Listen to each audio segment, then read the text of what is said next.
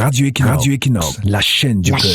La chaîne du peuple. Bonjour. Beaucoup doivent comprendre que la base morale est très importante dans le champ de la respectabilité sociale ou professionnelle. Soyez tout ce que vous voulez, mais du moment où votre base morale est querellée ou querellable, vous n'êtes rien du tout.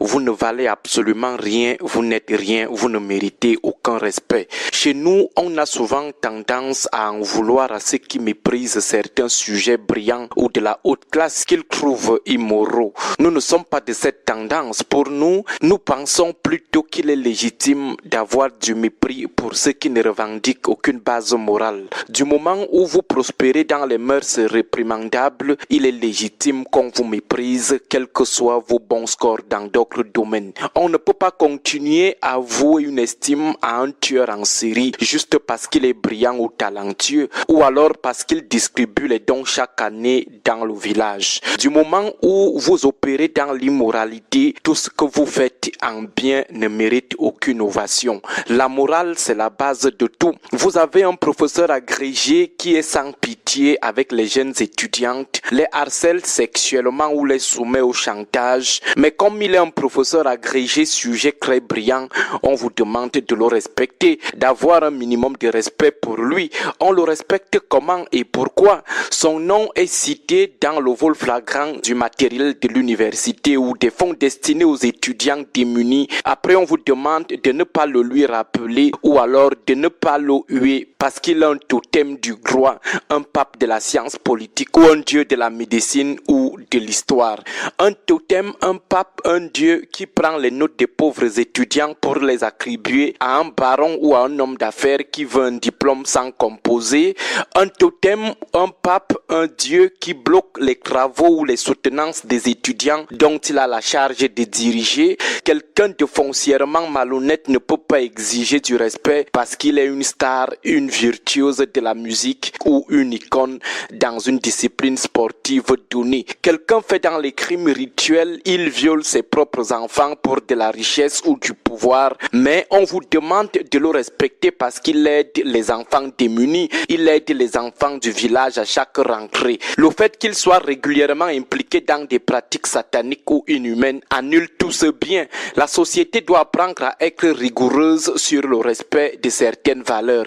Quelqu'un peut même être cité une fois dans une histoire louche. On peut dire l'erreur est humaine. Accordons-lui des circonstances atténuantes. Mais du moment où c'est une habitude chez lui, il n'y a que du mépris qu'il mérite. Même si c'est lui qui nourrit toute la population, il a droit au mépris. La complaisance qu'on a souvent manifestée à l'égard des pratiques immorales et à l'égard de leurs auteurs est aujourd'hui à l'origine de la décrépitude de notre société et de notre État.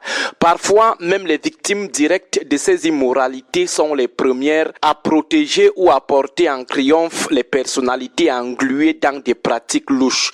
Les femmes qui couvrent leurs maris, parfois même lorsque ces derniers font des pratiques occultes sur leurs propres enfants, elles les couvrent parce qu'ils seraient des bons pères ou des bons beaux-fils. Même chose, les hommes qui couvrent leurs épouses impliquées dans toutes les impuretés sociales du monde.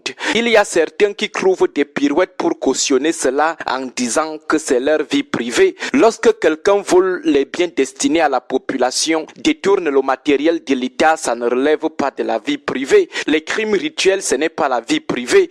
Peut-être c'est le jour où ce criminel enverra son gang venir enlever votre propre enfant dans une école que vous comprendrez que les crimes rituels, la pédophilie et autres formes de viol ne relèvent pas de la vie privée et que nous devons tous les combattre, anticiper sur ce combat. Les hommes de Dieu chargés de défendre la morale et de regresser ces immoraux sont plutôt leurs amis ou leurs collègues dans l'immoralité. Ils dînent avec eux, ils leur déroulent même le tapis rouge. Lorsque nous voyons par exemple les prêtres donner la communion à certains d'entre eux, nous rions seulement. Nous rions parce que dans nos villages, ces mêmes prêtres refusent souvent la communion à certains villageois soupçonnés de prospérer dans des choses louches. On interdit même à certains de mettre en copie à l'église, mais les papes de l'immoralité parce qu'ils viennent régulièrement blanchir l'argent volé à l'église ou à la mosquée, le verser comme ça dans des dîmes et dans des constructions, des édifices religieux, on leur déroule le tapis rouge. On envoie des honnêtes chrétiens ou musulmans s'asseoir au Shabbat. Vous comprendrez donc pourquoi nous autres ne mettons plus pied dans les lieux de culte depuis 2004. Nous avons compris que le vrai Dieu est dans nos cœurs et dans nos actes. Nous sommes une vraie société de complaisance, une vraie société de tolérance suicidaire. Et la famine y est pour beaucoup.